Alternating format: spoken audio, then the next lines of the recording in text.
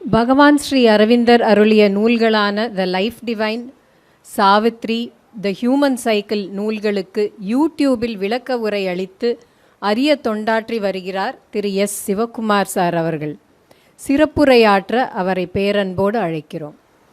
ஓம் நமோ பகவதே ஸ்ரீ அரவிந்தாய. ஓம் ஆனந்தமயி சைத்தன்யமயி சத்தியமயி பரமே. அனைவருக்கும் மாலை வணக்கம். இங்கு எனக்கு முன்னர் உரையாற்றி நம்மையெல்லாம் சிந்திக்க வைத்த பெரியவர் டாக்டர் பத்மபூஷன் நல்லி குப்புசாமி செட்டியார் அவர்களுக்கும், இந்த நூலுக்கு ஒரு அற்புதமான அறிமுக உரையை வழங்கி அமர்ந்துள்ள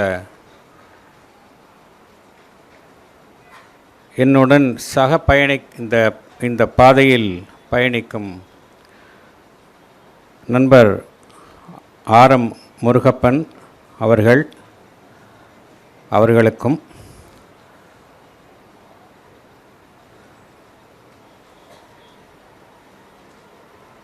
இந்த விழாவிற்கு காரணமாக உள்ள மேடம் திருமதி ஆனந்தி துரை அவர்களுக்கும், அவர்களுக்கு பக்க துணையாக இருந்து அவருடைய இந்த சிறப்பான பணியில் அவருக்கு எல்லா ஆதரவையும் வழங்கி வரும் அவருடைய கணவர் திரு துரை சார் அவர்களுக்கும், இந்த வரவேற்புரையை வழங்கிய அவர்களுடைய புதல்வன் திரு பரமசிவன் துரை அவர்களுக்கும், மற்றும் இங்கு கூடியுள்ள அனைத்து அன்னை அன்பர்களுக்கும் எனது பணிவான வணக்கத்தை தெரிவித்துக் கொள்கின்றேன். முதலில் இந்த விழாவில் என்னை பங்கேற்குமாறு அழைத்தமைக்கு மேடம் ஆனந்தி துரை அவர்களுக்கு என் நன்றியை தெரிவித்துக் கொள்கின்றேன். இந்த வாய்ப்பினை எனக்கு அளித்த பகவான் ஸ்ரீ அரவிந்தருக்கும் ஸ்ரீ அன்னைக்கும் எனது பணிவான வணக்கத்தை அவர்களது பொற்பாதங்களில் சமர்ப்பிக்கின்றேன்.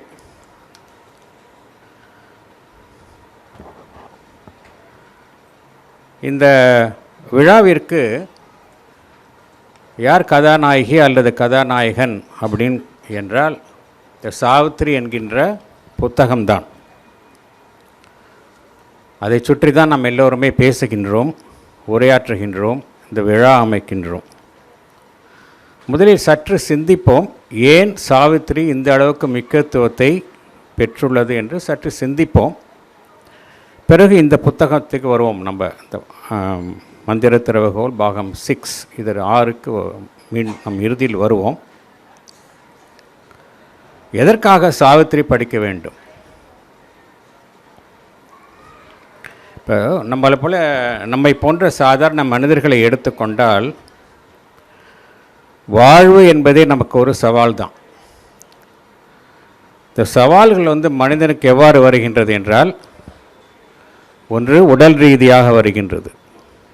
ஏனென்றால் உடல் என்பது ஒரு சடப்பொருள், அது நமக்கு நிறைய சவால்களை அளிக்கின்றது. அடுத்தது நம்முடைய உணர்ச்சிகள். எப்பொழுதுமே நாம் மகிழ்ச்சியான உணர்ச்சியில் இருப்பதில்லை, எதிர்மறையான உணர்ச்சிகள் நமக்கு தோன்றுகின்றன. அடுத்தது மனம் எவ்வாறு இயங்குகின்றது? எண்ண ஓட்டங்கள் ஒரு தொழிற்சாலை போல தொடர்ந்து அந்த இயக்கம் நாம் விரும்பினாலும் விரும்பாவிட்டாலும் நடந்து கொண்டே இருக்கின்றது. ஆகையால் ஒரு மனிதன், நம்மை போன்ற மனிதர்கள், சாதாரண மனிதர்கள், எல்லா திசையிலும் நாம் இழுக்கப்படுகின்றோம். எவ்வாறு ஒரு கடலில் ஒரு ரப்பர் துண்டை போட்டால் எல்லாம் எவ்வாறு அலைக்கழிக்கப்படுமோ அவ்வாறு தான் பொதுவாக எல்லோருமே அலைக்கழிக்கப்படுகின்றோம். இதுதான் வாழ்க்கையினுடைய யதார்த்தம் அதுதான். ஆனால் இத்தகைய வாழ்க்கையில் இருக்கும் ஒவ்வொருவருமே எதை நாடுகின்றோம்? அமைதியை நாடுகின்றோம், மகிழ்ச்சியை நாடுகின்றோம், நல்ல ஆரோக்கியத்தை நாடுகின்றோம். இதற்கு ஏதாவது வழி இருக்கின்றதா என்றால் வழி இருக்கின்றது. இந்த வழி எங்கே இருக்குது அப்படின்னா நமக்கு வெளியில் கிடையாது. நம்ம எல்லோரும் என்ன நினைத்து கொண்டு இருக்கின்றோம்? மகிழ்ச்சியாக இருப்பதற்கும் அமைதியாக இருப்பதற்கும் வாழ்க்கையினுடைய பிரச்சனைகளை சமாளிப்பதற்கும் தீர்வு நமக்கு வெளியில் இருக்கின்றது அல்லது பிறரிடம் இருக்கின்றது என்பது நாம் நினைத்து கொண்டிருக்கின்றோம். ஆனால் அது தவறு. தீர்வு எங்கே இருக்குது அப்படின்னா நமக்குள்ளே தான் இருக்குது.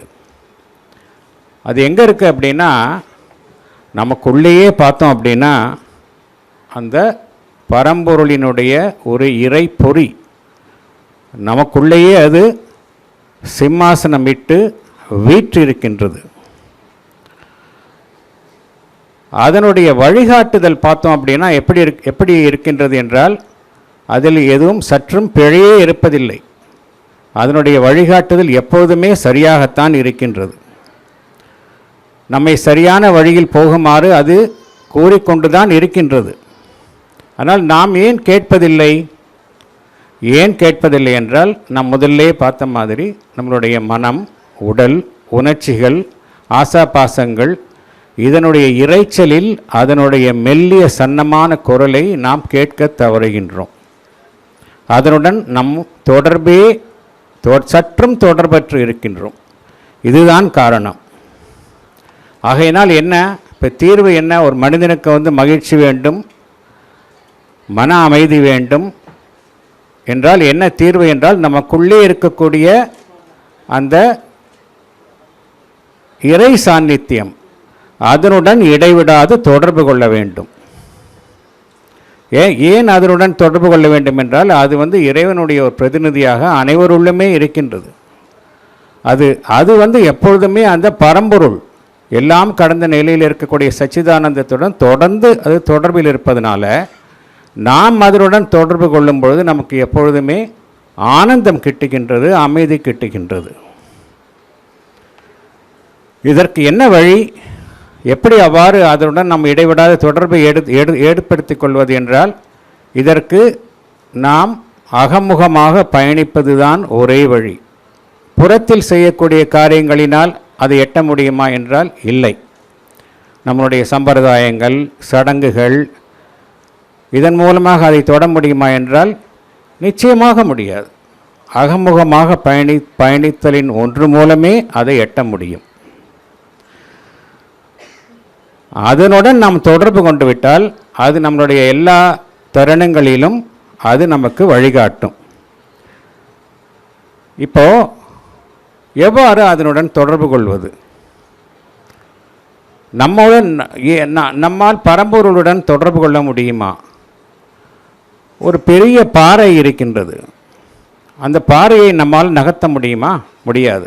ஆனால் என்ன செய்கின்றோம்? ஒரு சின்ன நெம்புகோல், அந்த நெம்புகோலை வைத்தால் அந்த பாறையையே நம்மால் நகர்த்த முடிகின்றது. அத்தகைய நெம்புகோல் தான் சாவித்திரி. இந்த சாவித்திரியின் மூலமாகத்தான் நாம் நமக்குள்ளே இருக்கக்கூடிய அந்த இறை அம்சத்துடன் தொடர்பு கொள்ள முடியும். அதனால் தான் சாவித்திரியினுடைய முக்கியத்துவம் பெறுகின்றது. நமக்குள்ளேயே இருக்கக்கூடிய அந்த இறை சாநியத்துடன் தொடர்பு கொள்வது என்பதுதான் யோகம். அதனால்தான் சாவித்திரியின் மூலமாக நம்மளுடைய யோக சாதனையை நாம் எளிதாக செய்ய முடியும். ஆகையினால்தான் சாவித்திரி படிப்பது என்பது ஏன் முக்கியத்துவம் வாய்ந்தது என்பது மீண்டும் மீண்டும் இங்கு வலியுறுத்தப்படுகின்றது. இறை சங்கல்பத்தை ஒரு மனிதன் தனக்கு சாதகமாக இணங்கச் செய்ய முடியுமா? நாம் மனிதர்கள், சாதாரண மனிதர்கள். ஆனால் இறை சங்கல்பத்தை ஒரு மனிதன் தனக்கு சாதகமாக இணங்கச் செய்ய முடியுமா என்றால் முடியும் என்கின்றார் ஸ்ரீ அரவிந்தர். சாவித்திரியில் கூறுகின்றார். புக் 1 அனைவருக்கும் தெரிந்த வரிகள் இதெல்லாம். இருந்தாலும் ஒரு இந்த தருணம் இதோட முக்கியத்துவம் குறித்து நான் மீண்டும் அதை நினைவுபடுத்த விரும்புகின்றேன். A magic leverage suddenly is caught that moves the veiled ineffable's timeless will, a prayer, a master act, a king idea can link man's strength to a transcendent force, then miracle is made the common rule. இதற்கு madam ஆனந்திதுரை அவர்கள் அவர்களுடைய part 1 page 76 ஒரு அருமையான மொழிபெயர்ப்பை தந்துள்ளார்கள். அதையும் நான் படிக்கின்றேன். ஒரு பிரார்த்தனை ஒரு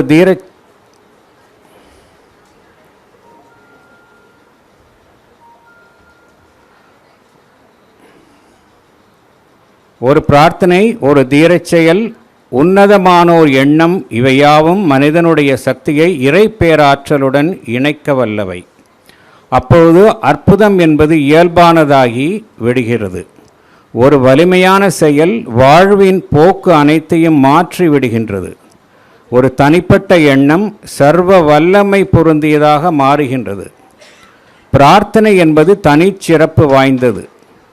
பக்தியால் இறைவனை நாடுகிறோம் அல்லது ஏதோ ஒரு வேண்டுதலுக்காக பிரார்த்தனை செய்கின்றோம். அவ்வாறு நாம் பிரார்த்தனை செய்யும் பொழுது நம்மையும் அறியாமல் நாம் இறைமையுடன் ஒன்றுபடுகிறோம். ஒவ்வொரு முறை பிரார்த்தனை செய்யும் பொழுதும் இவ்வாறு நாம் இறை பேராற்றலுடன் இணைவதால் நம்முடைய வலிமையும் ஆற்றலும் நாளும் பெருகிக் கொண்டே வருகின்றன. அப்போது அற்புதங்கள் தானே நிகழ ஆரம்பிக்கின்றன. இது மேடத்தினுடைய மொழிபெயர்ப்பு. இது எதற்கு இந்த கான்டெக்ஸ்டில் ஏன் சொல்கிறேன் அப்படின்னா, இங்கே இந்த மந்திர திறவுகோல் அவங்க இதைத்தான் இந்த 6 பகுதிகளுக்கும் தலைப்பாக கொடுத்துள்ளார்கள். அந்த மந்திர திறவுகோலுங்கிறதுக்கு சிக்னிஃபிகன்ஸ் என்ன அப்படின்னா, இதுதான் பெரிய விஷயத்தை கூட நம்மால் சாவித்திரி என்கின்ற மந்திர திறவுகோல் மூலமாக எளிதாக சாதிக்க முடியும். அதனால தான் அந்த வார்த்தையினுடைய முக்கியத்துவத்திற்காக நான் இந்த வரிகளை நான் குறிப்பிட்டேன். சாவித்திரி படிப்பதனால பொதுவாக நம்மளுடைய மரபு சார்ந்த சிந்தனை என்னவென்றால், ஒரு மனிதன் தன்னுடைய கர்ம வினையை அனுபவித்துத்தான் ஆக வேண்டும். யாராக இருந்தாலும் சரி, அவன் கர்ம வினையிலிருந்து தப்ப முடியாது என்பதுதான் மரபு சார்ந்த சிந்தனை. அதை முற்றிலும் மறுக்கின்றார்கள் பகவான் ஸ்ரீ அரவிந்தரும் ஸ்ரீ அன்னையும். இது குறித்த சாவித்திரி வரிகளை பார்ப்போம். புக் 1 கேண்டோ 4ல் வருது. Even through the tangled anarchy called fate and through the bitterness of death and fall, an outstretched hand is felt upon our lives. இதற்கு மேடம் என்னுடைய மொழிபெயர்ப்பையும் பார்ப்போம். அவங்களுடைய பகுதி 1ல் பக்கம் 152 இதுக்கு மொழிபெயர்ப்பு கொடுத்துருக்குறாங்க. துன்பம், மரணம், வீழ்ச்சி, தோல்வி போன்ற கசப்பான அனுபவங்களையே மீண்டும் மீண்டும் பரிசுகளாக தந்து விதியானது நம்மை கலங்க வைத்த போதும் வாழ்வின் இந்த அவல நிலைகளை கண்டு நாம் அஞ்ச வேண்டியதில்லை. எல்லா சூழ்நிலைகளிலும் இறைவனின் திருக்கரம் உதவிக்கரமாக இருந்து நமக்கு வலிமையையும் பாதுகாப்பையும் தந்து கொண்டே இருக்கின்றது. அடுத்தது மீண்டும் சாவித்திரியில் கேண்டோ புக் 3ல் வரிகள் வருகின்றன. Nature shall overleap her mortal step, fate shall be changed by an unchanging will என்று வருகின்றது. அதற்கு மேடம் என்னுடைய மொழிபெயர்ப்பை பார்ப்போம். அது மந்திர திறவுகோல் பாகம் 3ல் வருகின்றது. மாற்றமில்லாத திட சித்தத்தால் மானுட இனத்தின் வலிய விதியானது மாற்றியமைக்கப்பட்டு மானுடம் தெய்வீகமாக திருவுருமாறும். அடுத்தது, man can accept is fate, he can refuse. இது புக் 6ல் வருது சாவித்திரியில். இதற்கு மேடம் அவர்கள் வழங்கிய மொழிபெயர்ப்பு என்ன அப்படின்னா, மனிதன் அவனுக்கு விதிக்கப்படுகின்ற விதியை ஏற்கவும் செய்யலாம் அல்லது மறுக்கவும் செய்யலாம். மந்திர திறவுகோல் பாகம் 5. அடுத்தது புக் 11ல் வருது. The soul in man is greater than his fate. மனிதனுள் உரைகின்ற ஆன்மாவானது அவனுடைய விதியை காட்டிலும் உன்னதமானது. இது மந்திர திறவுகோல் பேஜ் இந்த புக்கில் பேஜ் 318 வருது. எதற்காக இந்த கூறுகின்றேன் என்றால், இந்த விதியை மாற்ற வல்லது சாவித்திரி என்கின்ற புத்தகம். ஞாபகம் வச்சுக்கணும். விதி நம்பர் 1 அடிப்படை என்ன புரிஞ்சுக்கணும் அப்படின்னா, விதியை நம்மால் மாற்ற முடியும். பழமைகளில் நாம் பழமைவாதத்தில் நம்ம ஊறிக்கொண்டு விதியை மாற்ற முடியாது, என் தலைவிதி அனுபவத்தை தான் ஆக வேண்டும் என்று நாம் மறந்து கூட கூறக்கூடாது. சாவித்திரி படிப்பது ஒன்றின் மூலமே நம்மால் நம்முடைய விதியை தலைகீழாக மாற்ற முடியும். அதற்கு அத்தாட்சி கூறும் வார்த்தைகள் தான் இவை. இதற்கு ஒரு சின்ன நடைமுறையில் ஒரு கேள்விப்பட்ட ஒரு உண்மையான சம்பவத்தை நான் இங்கு நினைவு கூற விரும்புகின்றேன். மெக்சிகோவில் ஒரு லேடி இருந்தாங்க. அவங்க அந்த மனச்சோர்வு, டிப்ரெஷன், அதில் ரொம்ப நாள் கஷ்டப்பட்டுட்டு இருந்தாங்க. ஆல்மோஸ்ட் அவர்கள் வாழ்க்கையை முடித்து கொள்வது என்ற நிலைமைக்கு வந்து விட்டார்கள். அப்பொழுது அவர்கள் கையில் இந்த சாவித்திரி புத்தகம் கிடைக்கின்றது. அது என்ன, அதனுடைய முக்கியத்துவம் எதுவுமே தெரியாது. அவர்களுக்கு பாண்டிச்சேரி அன்னையை பற்றியோ அரவிந்தரை பற்றியோ எதுவுமே தெரியாது. புத்தகம் கிடைக்கின்றது அவர் கையில். அதை படிக்க ஆரம்பிக்கின்றார்கள். ஏதோ ஒன்று அது ஈர்க்கின்றது. அதன் பால் அவரை ஈர்க்கின்றது. மீண்டும் மீண்டும் அந்த புத்தகத்தை படிக்கின்றார்கள். படித்து கொண்டே வந்தவன் என்ன ஆகின்றது, அவரை பாதித்துள்ள அந்த மனச்சோர்வு அவரை விட்டு நீங்குகின்றது. ஆரோக்கியமான ஒரு வாழ்வு அவருக்கு திரும்புகின்றது.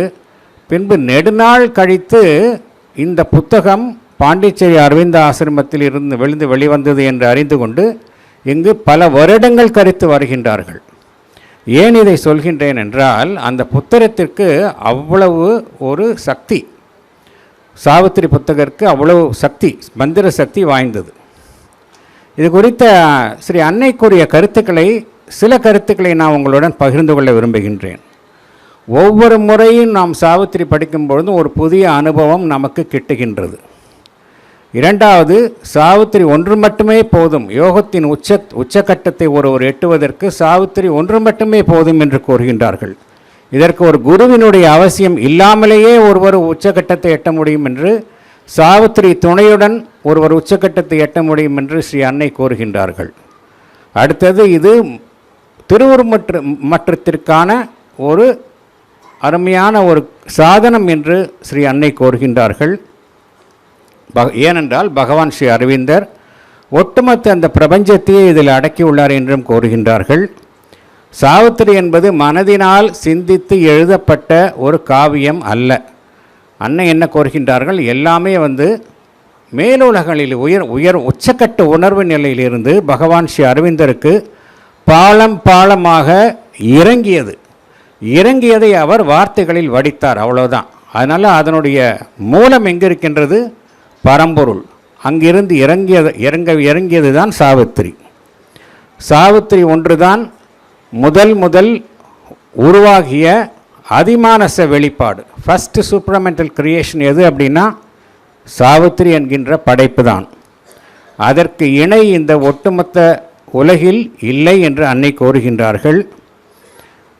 அதை மீண்டும் மீண்டும் படிப்பதன் மூலம் நாம் எதை நோக்கி போகின்றோம் என்றால், இந்த நிலை பேருடைமை, அழியாத்தன்மை, மரணமில்லா பெருவாழ்வு என்பதை நோக்கி நாம் செல்கின்றோம். ஒவ்வொரு செய்யுளும் ஒரு மந்திரம் என்று அன்னை கூறுகின்றார்கள். அதில் புரிந்து கொள்வதற்கு வெவ்வேறு படிநிலைகள் உள்ளன. முதலில் நாம் மனதளவில் புரிந்து கொள்ள வேண்டும், லிட்டரரி மீனிங். அடுத்தது, அதற்கு பின்னால் மறைந்துள்ள மறைபொருளான அர்த்தத்தை புரிந்து கொள்ள வேண்டும், அக்கல்ட் மீனிங். அடுத்த லெவலில் அதற்கு பின்னால் உள்ள ஆன்மீக பொருளை புரிந்து கொள்ள வேண்டும், ஸ்பிரிச்சுவல் மீனிங். அதற்கு மேலாக ஒருவர் இவ்வாறே செய்து கொண்டே போனால் எதை நோக்கி அவர் எதை தொடுவார் என்றால், எங்கிருந்து அந்த சாவித்திரி என்கின்ற அந்த படைப்பு வந்ததோ, மூலம் பரம்பொருள், அதை எட்ட முடியும் என்று அன்னை கூறுகின்றார்கள். ஆகையினால் இவ்வளவு சிறப்பு வாய்ந்தது சாவித்திரி. ஏனென்றால் சாவித்திரியில் இது பழங்கால கதை அல்ல, என்ன நடக்கப் போகின்றது இந்த பிரபஞ்சத்தில் எதிர்காலத்தில் என்பதை கூறுவதுதான் சாவித்திரி. ஒன்றை புரிந்து கொள்ள வேண்டும், சாவித்திரியில் பகவான் அரவிந்தரனுடைய அனுபவம் அனைத்துமே ஸ்ரீ அன்னையின் அனுபவமும் கூட. அன்னையினுடைய அனுபவம் முதல் நாள் அனுபவம், பின்பு அடுத்த நாளில் பார்த்தோம் அப்படின்னா சாவித்திரியினுடைய வரிகளாக வெடிக்கப்பட்டது பகவான் ஸ்ரீ அரவிந்தரால். இரண்டு பேரும் அனுபவம் தான் அதில் அடங்கி உள்ளது. மேடம் அந்த 6 புக்ஸ், அவங்களுடைய 6 பகுதிகளில் சாவித்திரி என்டையர் இதை கவர் பண்ணியிருக்கிறாங்க. திரு முருகப்பன் அதை அழகாக நமக்கு எல்லாம் எடுத்துரைத்தார். முக்கியமாக இப்போ இதெல்லாம் பார்த்தோம். இதில் என்ன பெரிய பிரச்சனை, இப்போ இதெல்லாம் கேட்டோம், சாவித்திரியை பற்றி அதனுடைய மகோன்னதத்தை பற்றிலாம் கேட்டோம். இதில் நம்ம ஃபேஸ் பண்ணுற ப்ராப்ளம் என்ன அப்படின்னா, அது ஆங்கிலத்தில் இருக்கின்றது. அதுதான் ப்ராப்ளம். இப்போ நாங்கள் வருடம் நாங்கள் சென்னை புத்தக கண்காட்சியில் நாங்கள் ஸ்டால் போடுறோம். எங்களுக்கு மீண்டும் மீண்டும் எல்லோரும் வேண்டுவது என்ன அப்படின்னா, தமிழில் சாவித்திரி இருக்குதா படிக்கிறதுக்கு, எங்களுக்கு ஆங்கிலத்தில் புரிந்து கொள்ள முடியவில்லை என்பது தான் பல பேருடைய ஆதங்கமாக இருந்து வருகின்றது. அதனால் இந்த வருஷம் என்ன பண்ணால், நிறைய பேருக்கு மேடமோடைய புக்ஸ் தான் நாங்கள் கொடுத்தோம். கேட்குறவங்களுக்கெல்லாம் மேடமோடைய புக்ஸை நாங்கள் கொடுத்தோம் நாங்கள். ஏன்னா என்ன காரணம் என்றால், அவங்களுடைய அந்த மொழிபெயர்ப்பு என்பது சாவித்திரியினுடைய பயனை நம்முடைய நடைமுறை வாழ்க்கைக்கு ஒத்தவாறு அவர்கள் வழங்கியுள்ளார்கள். அதுதான் புரிஞ்சுக்கணும்.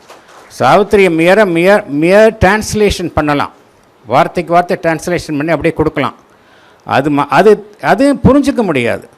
அது எந்த அளவுக்கு எனக்கு வாழ்க்கைக்கு பயனுள்ளதாக இருக்கின்றது என்பதை நான் அறியும் பொழுது தான் சாவித்திரியினுடைய மகத்துவத்தை என்னால் அறிந்து கொள்ள முடியும். அந்த உயரிய பணியை மேடம் செய்துள்ளார்கள். இப்போ உதாரணத்துக்கு சொல்கிறேன், நான் எப்படி அவர்களுடைய மொழிபெயர்ப்பு நம்முடைய வாழ்க்கைக்கு பயனுள்ளதாக இருக்கின்றது என்பதை உதாரணத்துக்கு சொல்கின்றேன். இப்போ பார்ட் 3 எடுத்துக்கலாம். நம்ம மந்திர திறவுகோல் பார்ட் 3, அதில் பேஜ் 80 பார்த்தோம் அப்படின்னா, அதில் அது adoration of the divine mother. அதில் அவங்களுடைய அந்த மொழிபெயர்ப்பை நான் இங்கே சொல்கின்றேன். தெய்வீக அன்னையை போற்றி வணங்குதல் என்னும் இந்த பகுதியின் முதல் பக்கத்தை உணர்வோடு படிக்கும் போதே அன்பர்களுக்கு உயர்ந்த தியான நிலை சித்திக்க தொடங்குகின்றது. நாம் தினமும் படித்து கொண்டே வரும்போது அன்னையின் ஒளியார்ந்த சாநித்தியம் நம்முள்ளும் இறங்குகின்றது. நம்முடைய உள்ளார்ந்த பிரதேசங்களில் அந்த ஒளியானது ஆட்சி செய்ய ஆரம்பிக்கிறது. அப்போது பிரபஞ்ச ரகசியங்கள் நமக்கு புரிய ஆரம்பிக்கின்றன. புறப்பார்வைக்கு தம்மை வெளிப்படுத்தி கொண்டிருக்கும் பிரபஞ்ச அம்சங்கள் யாவுமே இறைமையை திரைவிலக்கி காட்டுவதாகவே அமைந்துள்ளன என்னும் உண்மையை நாம் உணர்ந்து கொள்கின்றோம். அமரத்துவம் பெற்றதாக துலங்கும் நமது ஆன்மாவை உணர்வதற்கான தேடல் நமக்குள் எழுகின்றது. மௌனம் நம்மை ஆட்கொள்கின்றது. பூரணமான மௌனம் நம்முள் இருக்கும் ஆன்ம சக்தியை வெளிப்படையச் செய்கின்றது. ஆன்ம விழிப்புணர்வு நம்முள் ஏற்படும் பொழுது அன்னையின் சாநித்தியத்தை நாம் உணர ஆரம்பிக்கின்றோம். அன்னையின் சாநித்தியம் நம் அருகே வரும்பொழுது நம் வாழ்வின் வெறுமை மறைகிறது, இருள் கலைகிறது, அன்னையின் அற்புத பேருணர்வு நம்மை ஆட்கொள்கிறது. அன்னை பராசக்தி வழங்கும் அந்த பேரானந்த உணர்வில் நமது துன்பங்கள் யாவும் கரைந்து காணாமல் போகின்றன. ஆனந்த சுரூபிணியான அன்னையை போற்றி கொண்டாடும் பொழுது குறைபாடுகளும் மறைகின்றன. இதில் நேரடியாக டிரான்ஸ்லேஷன் இருக்கா? வரிக்கு வரி இல்லை. ஆனால் அதற்கு மறைந்துள்ள அவ்வளவு பொருளையும் நம் வாழ்க்கைக்கு பயன்படுமாறு அற்புதமாக நமக்கு வடித்து கொடுத்துள்ளார்கள் மேடம் ஆனந்தி துரை அவர்கள். அடுத்தது இன்னொரு எக்ஸாம்பிள் சொல்கிறேன். இது மந்திர திறவுகோல் பார்ட் 4 வருது, page 184. Savitri book 5 canto 2 Satyavan அதனுடைய தலைப்பு. சாவித்திரி எந்த நோக்கத்திற்காக பிறப்பெடுத்தாலோ அந்த உயரிய நோக்கமானது இங்குதான் நிறைவேற்றப்படுகிறது. காலத்திற்கு உட்பட்ட விதியை காலத்திற்கு அப்பாற்பட்ட ஆன்மாவின் ஆற்றலால் தான் வெற்றி கொள்ள முடியும் என்பதை அவள் வாழ்ந்து காட்டுகிறாள். உன்னதமான இறைவரங்களை உலகுக்கு பெற்றுத் தருகிறாள். அதுபோன்று சாவித்தியை பயிலும் நமக்குள்ளும் புதிய இறை வாழ்வுக்கான ஆர்வம் தூண்டிவிடப்படுகிறது. மானுடராக பிறந்துவிட்டால் மட்டும் போதாது, மானுடத்திற்கு பெருமை சேர்க்கும் வண்ணம் உன்னதமான தெய்வீக வாழ்க்கை வாழ வேண்டும் என்னும் அகத்தூண்டுதல் நமக்குள் ஏற்படுகின்றது.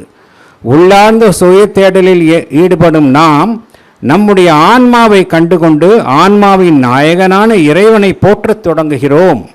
இறையருளால் நமக்குள் அற்புதமான பண்பு மாற்றம் நிகழ்கிறது. இறைவரங்கள் நம் வாழ்வில் இறங்கி நம் வாழ்வை வளப்படுத்துகின்றன. இதெல்லாம் படிக்கும் பொழுது நேச்சுரலாக இன்ஸ்பயர் ஆகுது இல்லையா நமக்கெல்லாம். அடுத்தது இந்த book of everlasting day. Murugappan sir கூட சொன்னார். இதை பற்றிய கருத்துக்கள் அவங்களுடைய பார்ட் 4ல் வருது. அதனுடைய தலைப்பு நித்தியமான பகல், ஆன்மாவினுடைய தேர்வும் உன்னதமான பூரணத்துவமும், த புக் ஆஃப் எவர்லாஸ்டிங் டே. அதில் சில மொழிபெயர்ப்புகளை நான் இங்கே உங்களுடன் பகிர்ந்து கொள்கின்றேன். எதுக்காக பகிர்ந்து கொள்கின்றேன் என்றால், எவ்வளவு எளிமையாக இருக்கின்றது என்பதை உங்களுக்கெல்லாம் தெரிந்திருக்கின்றது. இருந்தாலும் நான் மீண்டும் அனைவருடைய புரிதலுக்காக நான் இங்கு பகிர்ந்து கொள்ள விரும்புகின்றேன். சாவத்தினுடைய ஒரிஜினல் வரிகளை படிக்கின்றேன். The spirit shall look out through matter's gaze, and matter shall reveal the spirit's face. Then man and superman shall be at one, and all earth become a single life. இதற்கு அவருடைய மொழிபெயர்ப்பை நான் படிக்கின்றேன். பேரிரை ஜீவனானது ஜடத்தினுடைய பார்வை வழியாக தன்னுடைய பார்வையை பதிக்கும். ஜடமானது பேரிரை ஜீவனுடைய திருமுகத்தை வெளிப்படுத்தும். அப்போது மனிதனும் அதிமனிதனும் ஒன்றாக இணைந்து ஓருருவாக நிற்பார்கள். பூமியில் அனைத்து வாழ்வும் பேதங்கள் இல்லாத ஒற்றை வாழ்வாக, ஒரே தெய்வீக வாழ்வாக மலரும். பொதுவான பெருக்கமான மக்கள் கூட்டம் கூட இறைவனுடைய குரலோசையை செவிமடுத்து உள்ளார்ந்த பேரிரை ஜீவனுடன் தொடர்பு கொள்வதற்கென உள்முகமாக திரும்பும்.